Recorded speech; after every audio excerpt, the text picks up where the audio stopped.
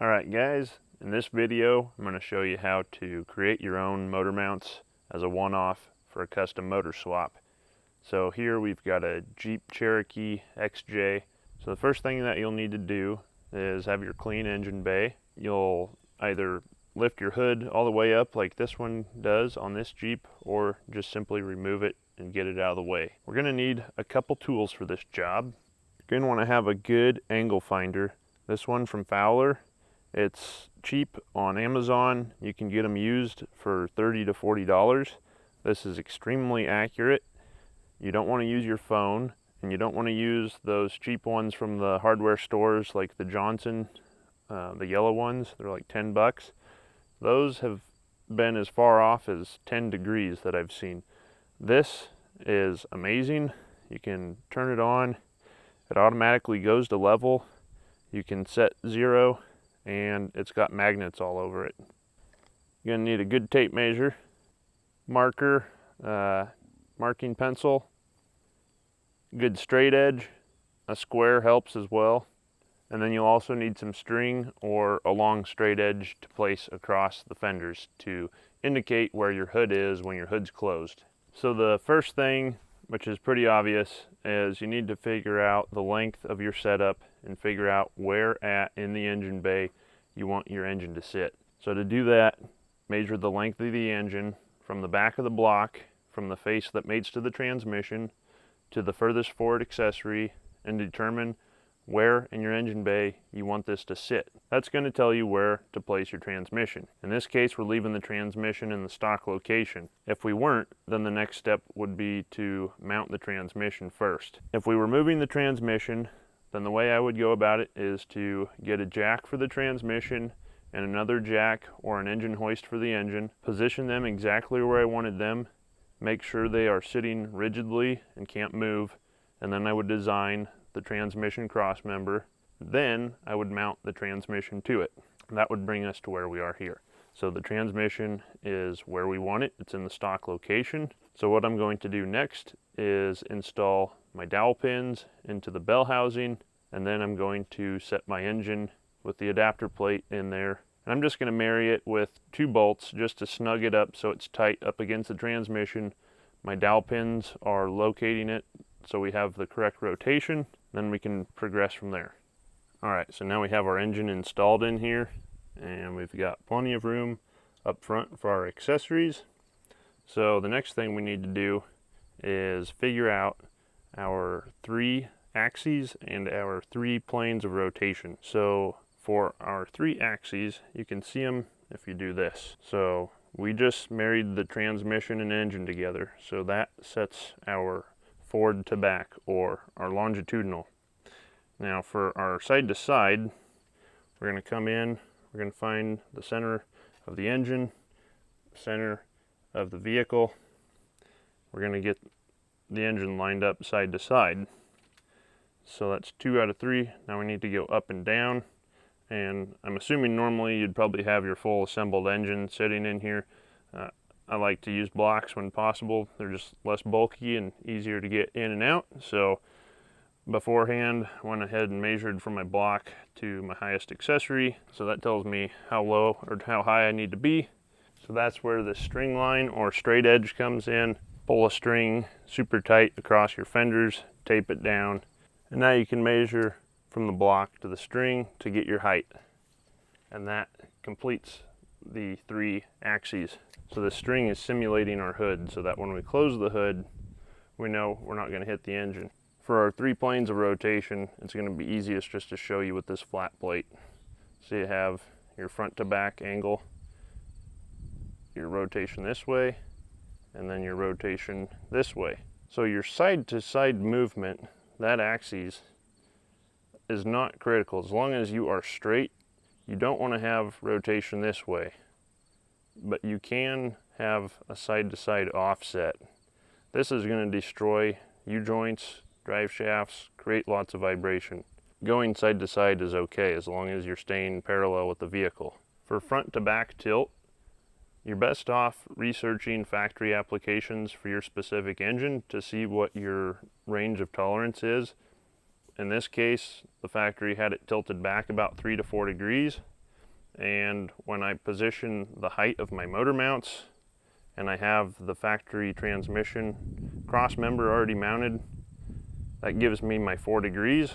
So I got lucky here because I only had about plus or minus a ½ inch on the motor mount height. If I had to adjust this after my motor mounts were done, I'd actually have to go back to the transmission cross member and move it up or down. So lastly, you have your side-to-side tilt. And so again, you should go back and research factory applications. In this case, we're going to go with a 0 degree or a flat mount. But I've seen engines that mount anywhere from 0 degrees all the way to 45 degrees. So it's really just application specific.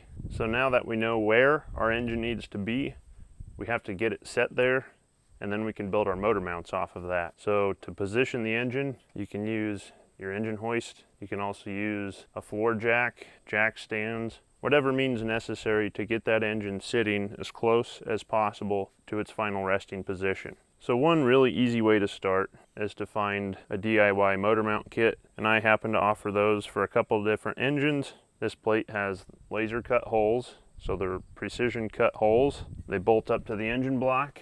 It takes all of that measuring off your hands. It's clean, it's strong, it's precision. It gives you a nice base to weld the rest of your motor mounts off of. If you can't find one of these, you're going to have to find the motor mount positions on the block and make a plate like this. That's going to be your foundation for your motor mount. The next thing is to build a foundation on your vehicle. In this case, we've got a unibody, and in this case, the factory mounts did not work with this engine. The mounts set in the same spot that the turbocharger resided, so we had to get rid of the factory mounts, and we're making complete all new mounts. In a better case scenario, you can reuse what I call the frame perches, which the rubber isolator sits on. And so motor mount is somewhat of an overgeneralized term.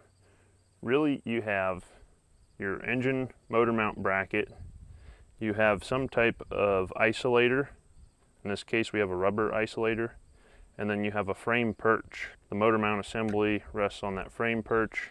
So in this case, what we'll be fabricating, here's our base plate, here's the rest of the motor mount bracket. We don't have to fabricate this part. This is something we buy off the shelf, but we'll have to fabricate our perch. Hopefully in your case, you'll be able to reuse your perch, and you'll be able to reuse your factory rubber isolator.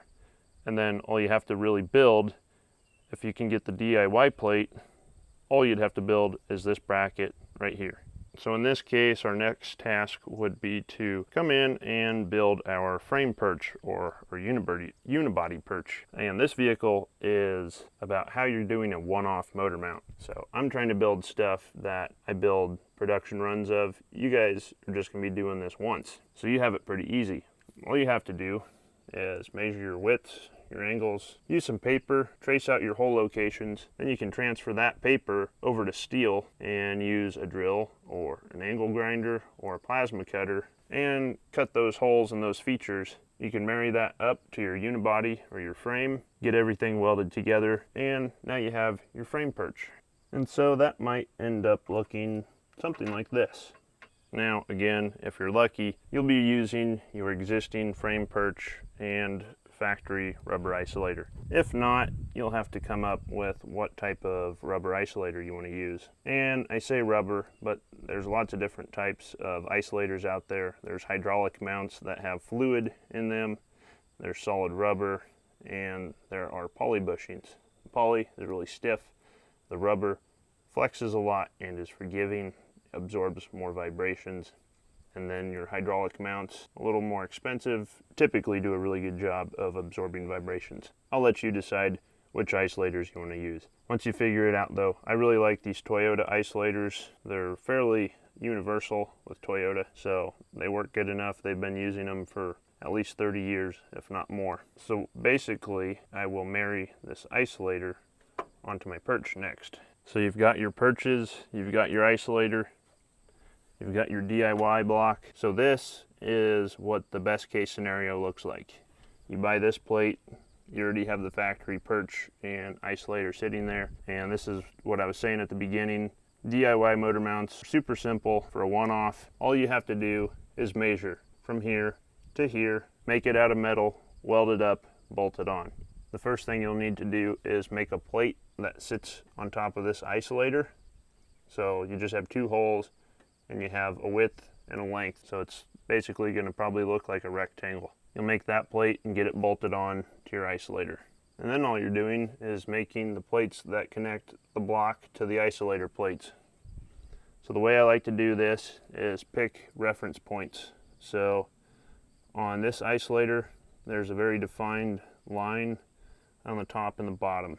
So I would pick from this edge and this line, I would put a point here and here, here and here, and then I would find reference points over here. So probably on the bottom edge and the top edge, and then I would pick points off of one of these holes so I can measure over to them.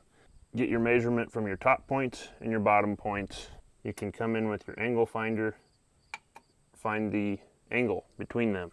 Then it's a matter of sitting down, drawing that on paper to scale. You can hop on the internet and use a free CAD program. I believe Google SketchUp is a thing that you can use, and you can draw this up. You can get on your printer and print this out at a scale of 1:1. Cut it out with scissors, and then you can hold it up, see how it fits. If you didn't measure something correctly, you'll see a gap.